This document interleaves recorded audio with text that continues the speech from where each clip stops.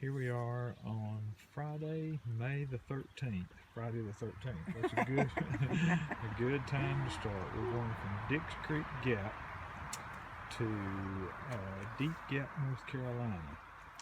It's a beautiful day. A little bit of breeze, just a little crispness in the air, but not bad at all. This parking lot is absolutely packed with folks, and so we'll probably see a lot of folks. We're going to be headed toward Blue Ridge Gap for the night, somewhere in that area, past Plum Orchard Gap, and so that'll be the start of our hike today, and we'll be out for probably 2 nights, depending on how well we make our days. Well, we're at the just over 1 mile mark. That's the trail back down toward Dix Creek. We're headed that way toward Deep Gap, North Carolina. This is our first little water stop, or first place water is. We've got water, but there's water and a campsite here, and the sign's wearing a camouflage hat. I guess if I had to describe the first mile up here, there's not a lot of views this time of year. I'm sure winter views would be pretty good, but they're just not a lot of views to this point.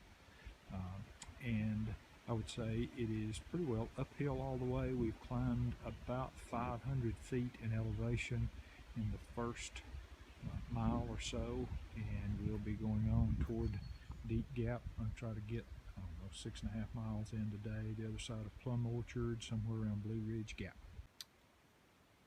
Okay, we've stopped to rest here for a moment in Cowart Gap.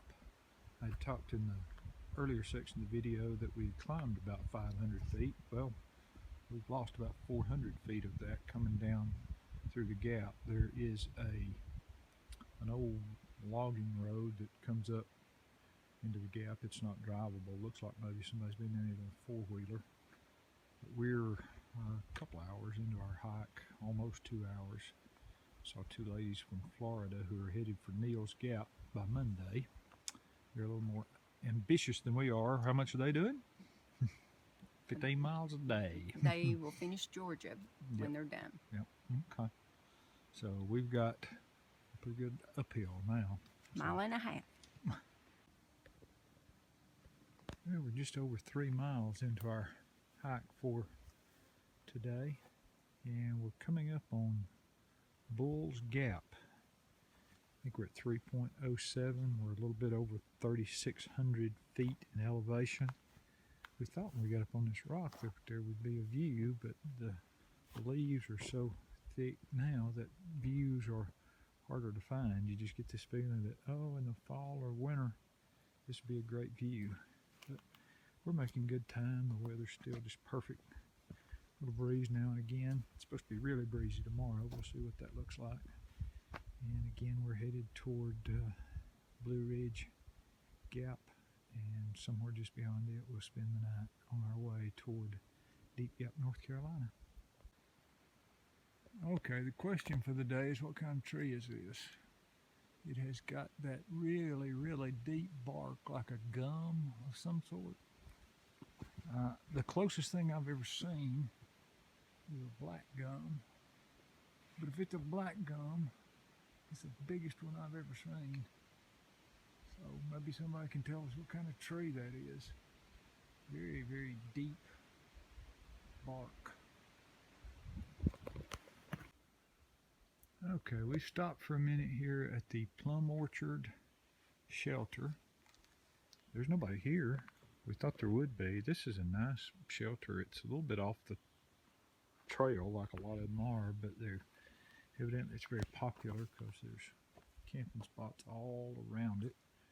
And they've got a privy as well. So we just stopped to rest a minute and to use the privy. It's Is this a bear hang hook for your food? My bear would get it if it were there. I hadn't seen any bear cables here. But what would that be for? I don't know, maybe a lantern or something like that. Okay. Maybe some. Anyway, we just stopped here at Plum Orchard Shelter for a little rest for a few moments before going on to Blue Ridge Gap.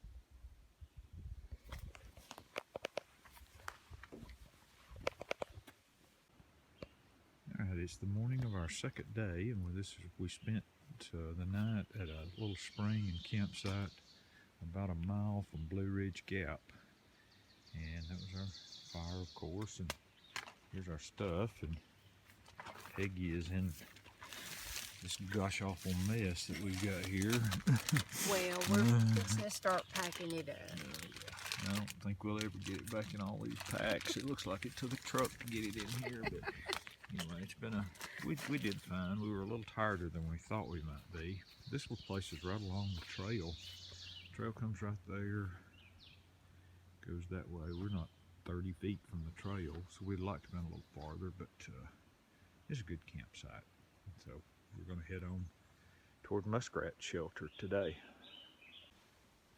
All right, we're probably about a mile into our second day. If there was not leaves on, there would be some gorgeous views in this area. We're headed up toward the North Carolina border. I don't know what mountain that is, but it's big enough that I'm sure it's got a name.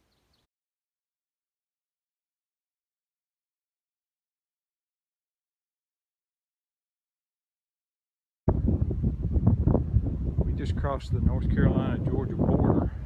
There were several people there, so I didn't take pictures, didn't video any. There's a lot of campsites up here, and this is Bly Gap, North Carolina. As you can see, there's an interesting little tree feature right out here. I bet it's got a name.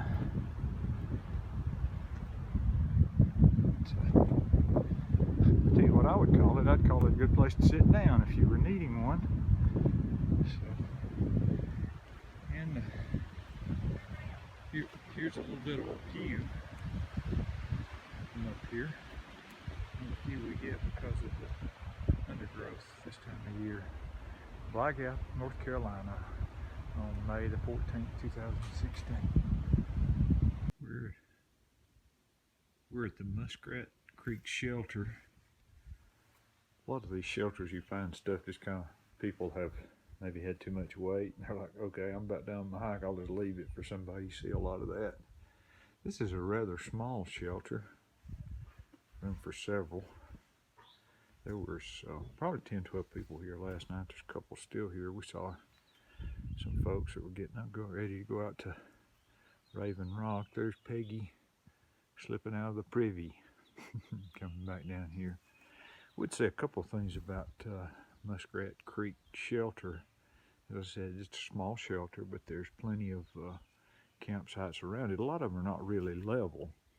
I will say that the water source here is good. A lot of these shelters, they'll say water source and you have to walk a half mile downhill to get to it, but here it's a very good water source. We found a trail that says it goes out to the Raven Rock. And we are beginning to wonder if there is one, but Peggy says she's found it. Oh my goodness. Look at this. Can you believe it? No, I can't. This is the view of the trip here. Is this not beautiful? Absolutely.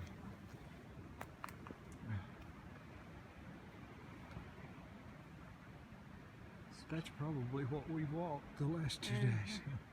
Yeah. What a beautiful, beautiful place. Places to sit.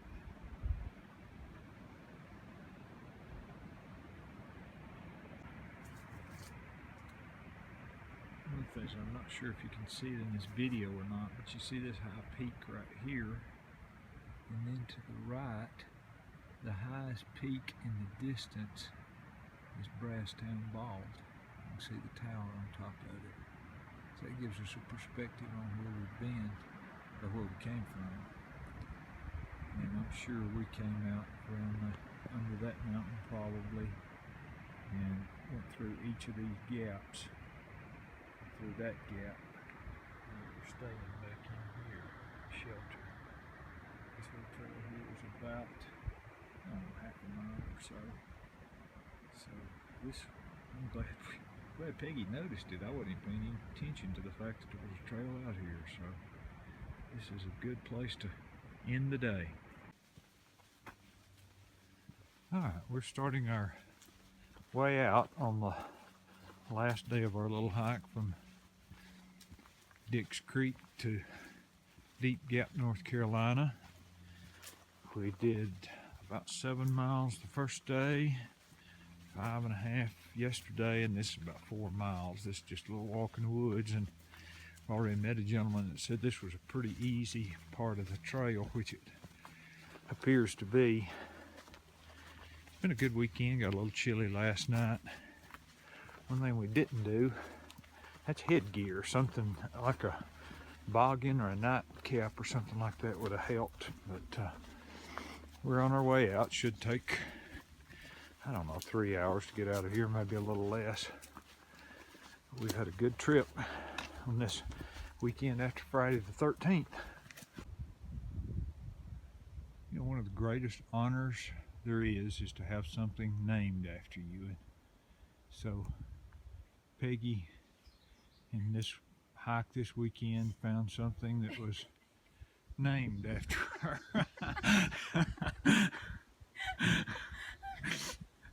Oh my, so not sure. I'm sure there's a good story behind the name of this trail, but not sure what it is. I'm hoping I'm losing some of the chunky on this little trail. Yeah. Well, we've just came into Water Oak Gap. There's an old logging road there, and another one down here where Peggy is, or I get the same one that just goes through this gap, and there's a good campsite. I'm guessing we're 2 miles down from Muskrat Creek Shelter down toward Deep Gap. The trail goes that way. This is really an easy part of the trail here, this Deep Gap to Muskrat Shelter. There's a pretty big downhill right at the end, I know, and I'll try to document that when we get there. So.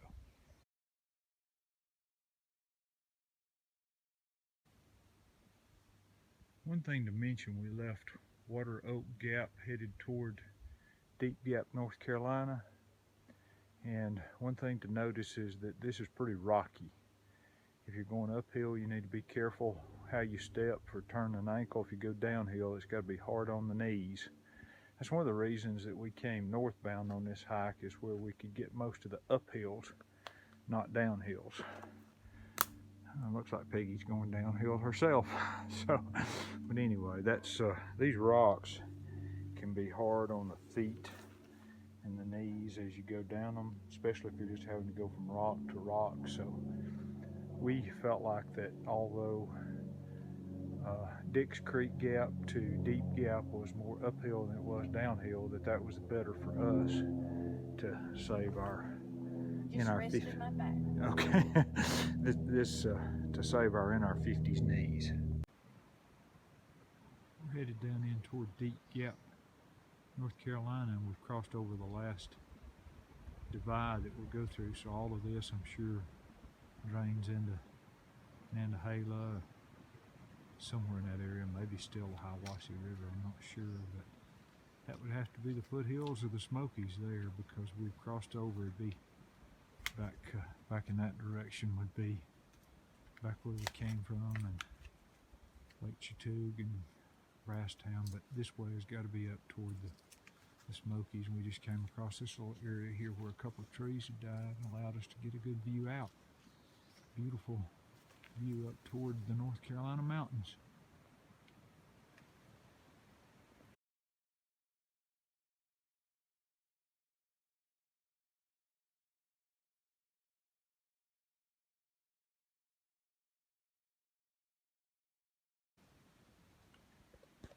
This should be Standing Indian Mountain here, and I believe that is the first mountain on the AT that's over 1 mile in height. Fortunately, we don't have to climb it today, but eventually we'll be back to climb it. There's not a real good view of it here. Maybe I'll get a little better view. That's a good overnight or day hike. A lot of people come in to Deep Gap and climb the mountain on a day hike, but that's Standing Indian Mountain.